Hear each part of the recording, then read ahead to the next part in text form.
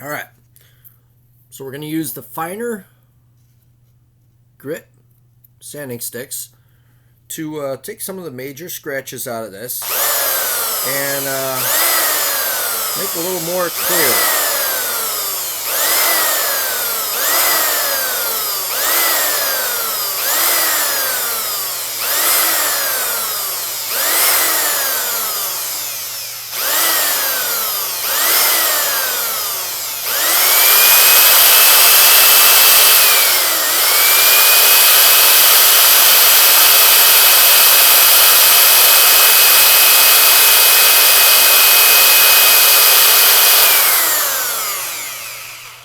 All right, now, when you're working with this, you want to make sure your chuck doesn't have any burrs or anything on it that could bite your finger when it's spinning. So right now where we're at is it's a little frosted looking, but we're getting that shape. So now my final patented step before we take our piece off of the drill is toothpaste. Use toothpaste, not gel, because toothpaste has more of an abrasive to it. And what that'll do is that will polish our rotator dome to be almost clear, perfectly clear. I want to be perfectly clear. All right, so we're going to smear some of that on our workpiece. Minty fresh. And there we go. Ugh. And then I'm going to take a piece of paper towel. I'm going to hold the dome. There we go.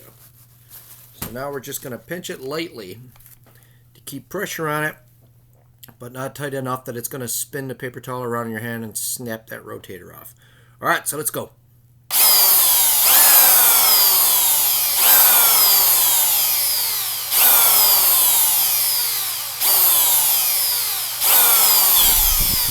Like that. All right, that's why you have a very light grip on it.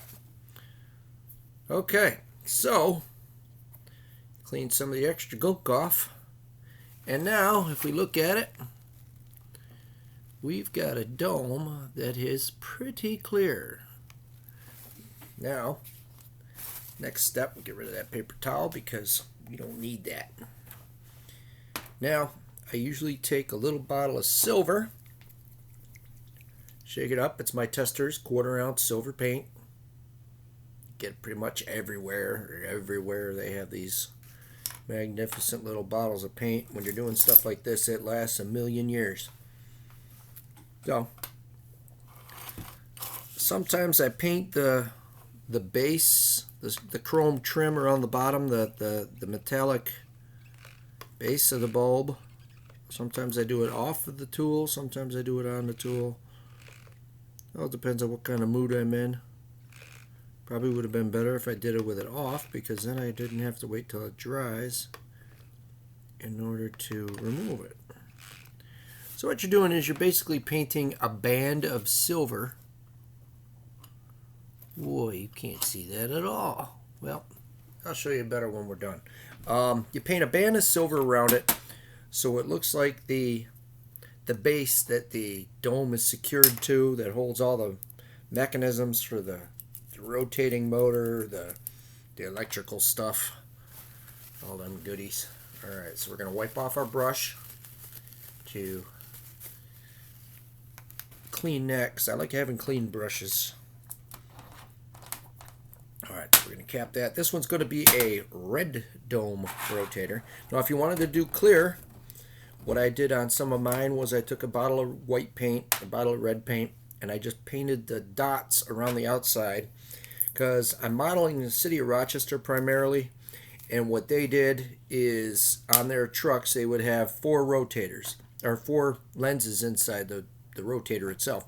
So it would be a red opposite each other, then it would be a clear bulb here, then the clear bulb on this side would be tilted up at a 45-degree angle. I never really understood why they did that. It's just being a kid on a fire scene, it always stuck with me. So that's one of the things I'm modeling, is those really distinctive I don't know, almost like a searchlight beam going up into the night sky and the smoke and everything. Is reliving childhood memories. So what I'm doing now is I'm rotating the piece and painting just above the silver trim. I'm just touching on some red paint. So that way, and of course at this point you would use whatever color you wanted that rotator to be. If you wanted a blue or orange, you know, for a plow truck or whatever, that's how you would do it. So now we just paint it over the top. Now when it first goes on, it's going to be kind of light. The more you put on, you wait till it dries, put on another coat, the darker it gets. Sometimes when you first put it on, it'll almost look pink. And that's just because it is transparent paint.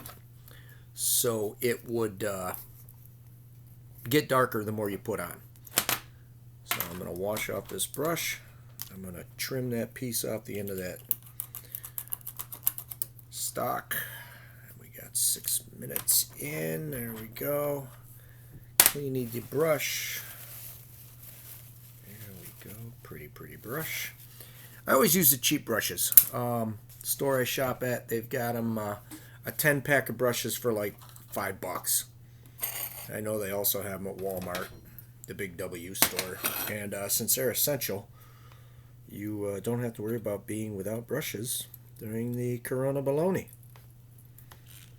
So now, we're going to pause this for a moment.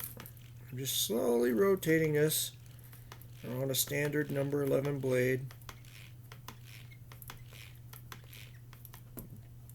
Don't want to do it by spinning the drill because, you know, powering it up, because then your chances are you're not going to have your blade square and you're going to run right up the side of the rotator like you're threading it.